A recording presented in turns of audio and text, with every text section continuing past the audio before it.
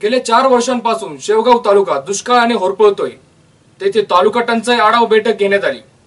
दुष्काळग्रस्त भागातील गरजूंना मदत करण्याचे आदेश आमदार मोनिका राजळे यांनी दिले।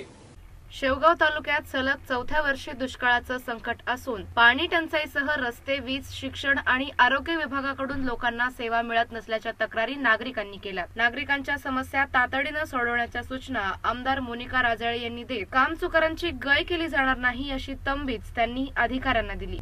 प्रतिनिधी या ठिकाणी ज्या मागण्या कालच्या पाथर्डीच्या बैठकीत आजही या ठिकाणी मांडलेल्या आहेत त्या अतिशय म्हणजे आपण बघितलं असेल त्यांच्या भावना लक्षात घ्या, कारण की 4 महिने अतिशय शेतकऱ्यांना अडचणीचे, तर त्यामध्ये जे विषय आपल्या संबंधित विभागाशी आले त्याच्यावर तातडीने कारवाई होणं गरजेचं आहे। कारण ही मीटिंग जसं एक दोघांनी उल्लेख केला की फास्ट ठरू नये, आमची पण तीच अपेक्षा आहे। माझ्या आज या ठिकाणी जेवढे निवेदन आलेले आहेत त्यात बरेचसे वेगवेगळ्या कामाचे, पण जे आजचे टंचाई आढावा आणि टंचाई संबंधित जे प्रश्न आहे ते सर्व विभागांनी याची नोंद घ्यायची। माझ्या कार्यालयाकडून तुम्हाला रितसर प्रत्येक गाव न्याय प्रत्येकाची जी मागणी त्या डिपार्टमेंटला पत्र जातील, तुम्ही त्याचा अभ्यास करून त्याच्यावर तुम्ही काय उपाययोजना केली, काय करणार आहे, काय तुमच्या काय अडचणी त्या माझ्या कार्यालयाला शेवगावला असेल पाथर्डीला असेल त्या ठिकाणी लेखी स्वरूपात प्रत्येक विभागाप्रमुखांनी तुम्ही काय काय करायचं फीडबॅक हे 8 दिवसाच्या आत तुम्ही द्यायला पाहिजे। बुधवारी पंचायत समितीत शेवगाव तालुका टंचाई आढावा बैठक आमदार राजळे यांच्या उपस्थितीत घेण्यात आली। या बैठकीस ज्येष्ठ नेते दिलीप लांडे, बापूसाहेब भोसले, जिल्हा परिषदच्या महिला आणि बाल कल्याण समितीच्या माजी सभापती हर्षदा काकडे, पंडितराव भागवत, गणेश कराड, प्रांताधिकारी ज्योती कावरे आदी उपस्थित होते। बोधेगाव, मुंगी, दहिगावणे, वरूर, शेवगाव आणि शेवगाव नगर परिषद या क्रमानं गावागावांमधील विविध समस्यांवर चर्चा करण्यात आली। ही मॅरेथॉन बैठक सलग 6 ते 7 तास चालली।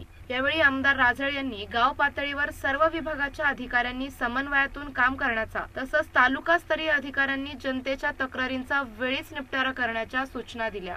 जनतेला दुष्काळात भेडसावणाऱ्या समस्यांचा शासनाच्या स्तरावरून पाठपुरावा करून त्या सोडवण्याऐवजी टंचाई आढावा बैठकीवर राष्ट्रवादीच्या पदाधिकाऱ्यांनी बहिष्कार टाकण्याचा निर्णय घेतला। MGPच्या असेल किंवा आपल्या ग्रामीण पुरवठा योजनाच्या ज्या छोट्या मोठ्या काही तक्रारी असतील, पाणी वितरण व्यवस्था असेल, टाकीच्या असेल, त्या समस्यावर त्या विभागाने प्रत्यक्ष फील्डवर जाऊन त्या ठिकाणी पाहणी करावी। PWDच्या रस्त्यांच्या तुमच्या 1-2 समस्या होत्या, अमरापूरच्या असेल ते गरडवाडीची, ती खडी काढून लोकांना तो रहदारीसाठी चांगल्या प्रकारे उपलब्ध करून द्यावा। त्याचप्रमाणे रोजगार हमीची कामांची मागणी खूप काय आली नाही, पण ज्या गावाची BDO साहेब मागणी असेल तिथं ते काम तुम्ही ग्रामसेवकांना सांगून तातडीने सुरू करावेत।